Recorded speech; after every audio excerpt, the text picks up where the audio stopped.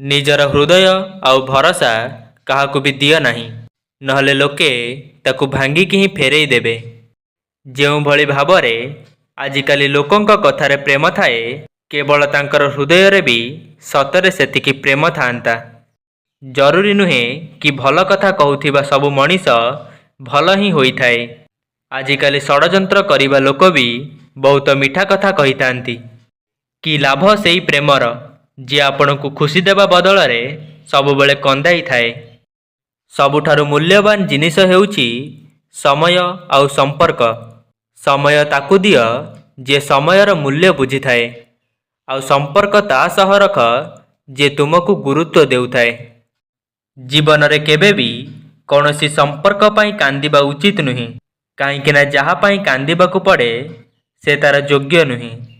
आउ जे तार योग्य होई थाए से केबे कांदिबाकु देई न थाए।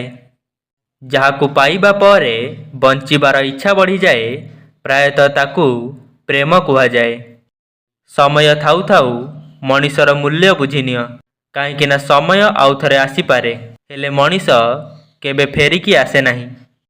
समय साथी रे समस्ते बदली जाती, भूल तार नुहे जी बदली गला, भूल तो तार होई थाए जी आग परी रही गला।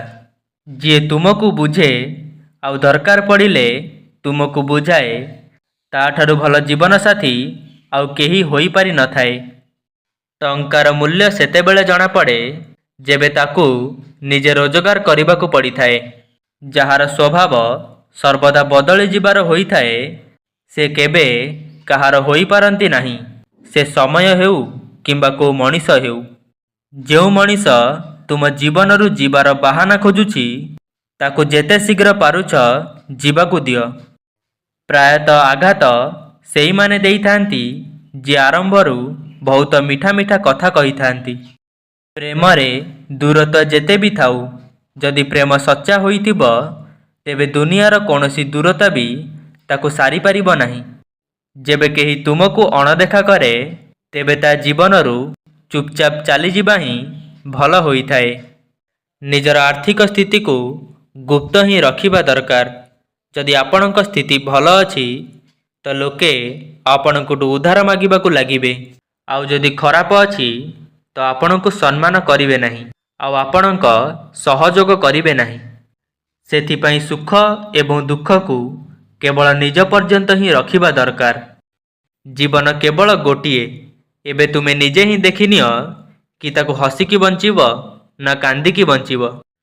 अपमान करी शत्रु करिबाठु भल होई थाए आपण भल पाइबा देई सांग करि दियो। कष्ट जेबे मीठा लागिबाकु लागिब तो बुझी जाओ कि आपण बंचिबा शिखी जाइछ। भरसार सूता छिड़िबा परे जोड़ी होई पारे, किंतु सेथिरे गंठी पड़ी जाई थाए। भरोसा नहीं कि मो उपरे, केवल एई कथा कही लोक धोखा देई जानती। कहार परामर्श रे रास्ता अवश्य मिली थाए, किंतु गंतव्य स्थल तो केवल निजर कठिन परिश्रम द्वारा ही मिली थाए। खराप सांगंक सह रहिबाठु भल होई थाए कि आपण एका ही रुह। जदि आपण मानंकु एही भिडियोटी भल लागिछि तेबे लाइक, शेयर एवं कमेंट करंतु। एही भली मोटिवेशनल वीडियो देखिबा पई आम चैनल को सब्सक्राइब करंतु।